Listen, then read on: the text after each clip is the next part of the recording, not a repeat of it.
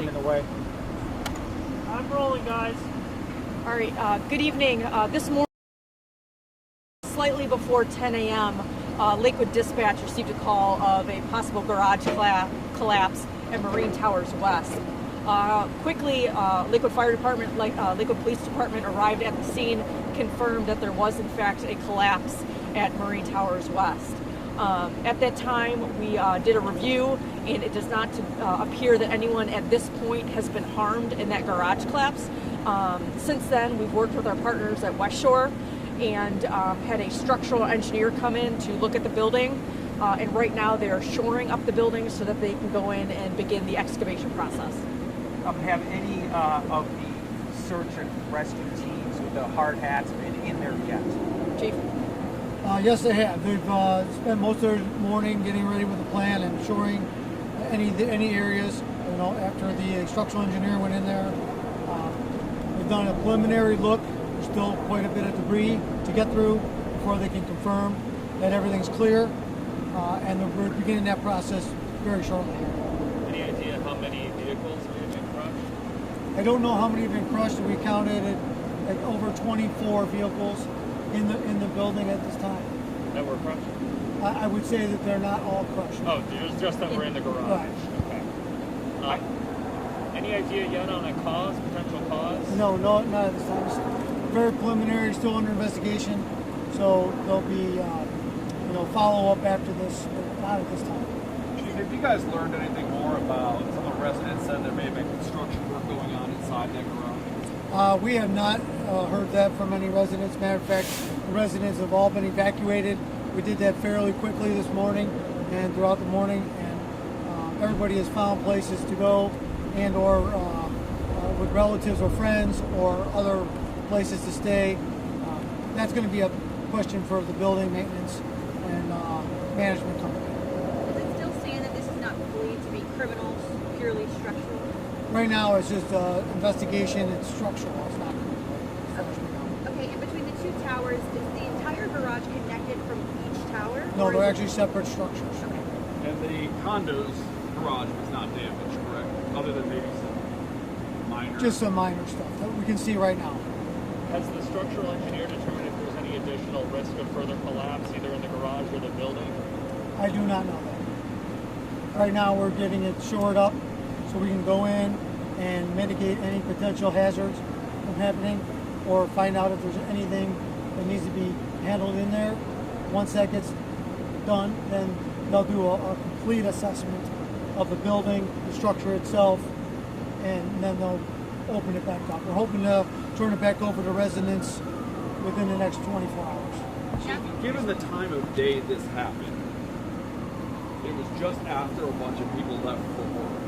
Could this have potentially been a lot worse had it been 30, 40, 60 minutes earlier? Well, certainly, there would have been a lot more people in the building getting ready to go to work. Sorry about that. Chief, Yes. a resident shared photos this morning that were taken from the building looking into the garage, and it looked kind of like a cave structure, so not all of it pancaked. I know an initial assessment from you was that it might have pancaked at least the top floor to the second.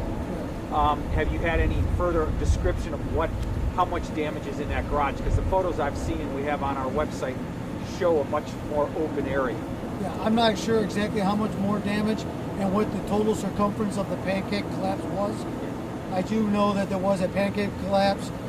Like I said, until they get in there and start excavating, they'll be able to determine how much of that area was completely encompassed in the collapse. Can you give us a number on how many people will actually be going inside to help with the excavation? Right now, there's about 35 to 40 people on site. They're going to operate in teams of 6, so they'll be going in groups of 6, and I would say there's going to be probably 4 or 5 of those groups designated outside of the command staff. Once that's done, is that when you'll really be able to get rescuers, searchers in there to figure out whether or not there was in fact anyone inside?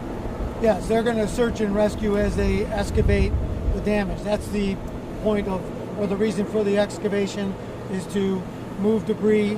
We have some heavy equipment on site from an outside contractor that came in and once they're able to move those big pieces of concrete, they can determine if there's a need for any kind of rescue.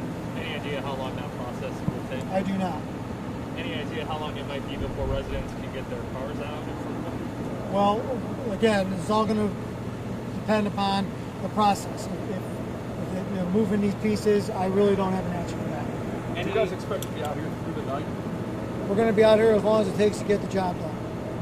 Any further indication? I know earlier you said you hadn't heard anything about any past issues here, or any flags on any of the previous inspection reports. Is there anything new on that? Yeah, we have no comment about any of that stuff right now.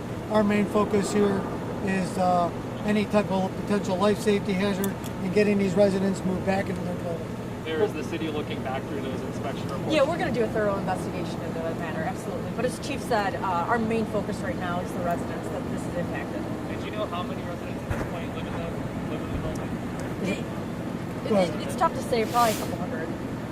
Could you just At clarify this for point, me? any obvious damage to the structure of the apartment building itself, instead of just the apartment garage? I have no knowledge of that. We haven't been inside, me personally, to go in and see any of that stuff. So we're not getting any reports of that at this time. And were residents who were not home at the time of the collapse able to get their belongings? Are they not able to get in to gather anything? That is correct. Nobody is permitted in at this point until we get assurance from a structural engineer that it's safe to enter the property. And we've worked, our human services department has worked to make sure that all the residents who were displaced had somewhere to go for the evening.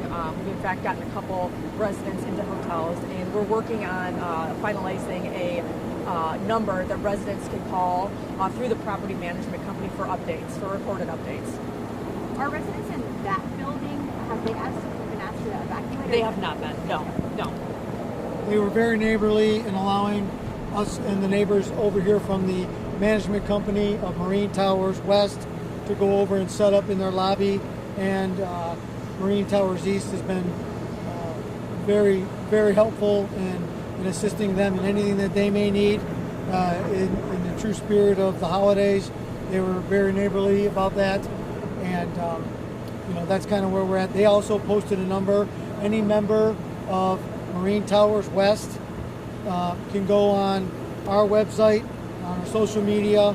There's an emergency number that the management company is going to update a recording of events that are occurring as they change, and that's going to give them an indication how soon we can get them back in. We do need to get back over to the command post, so I just, if you have any further questions, I'd like to wrap this up. The only real quick thing, you mentioned earlier there was a Red Cross shelter at a school. Is that no longer needed because everyone's found a place? We still have Red Cross there for residents that are coming home maybe from work.